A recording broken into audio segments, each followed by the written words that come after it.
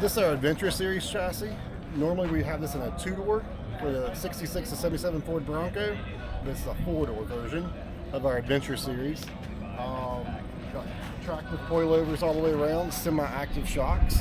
So updates every 5 to 10 milliseconds depending on road conditions and how you want the shock set up by the in-cab display.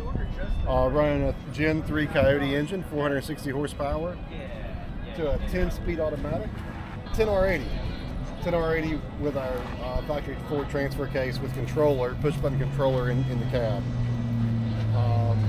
So we lengthened the frame. We had 2 extra body mounts for the four-door. We're running a fabbed housing in the rear and the front, 9-inch front and rear, Willwood brakes, and Dana 44 outers on the front. So as far as the four-door body goes, Dennis Carpenter makes the four-door bodies, and we work together with Dennis Carpenter to ensure that everything fits properly. We do have an engine bay mod guide. It takes about maybe a day to do the mods on the engine bay to make the Coyote fit. Makes it really easy for the builder to install at that point. But all the body mount locations are fixtured really well, and that's in conjunction with Dennis Carpenter as well.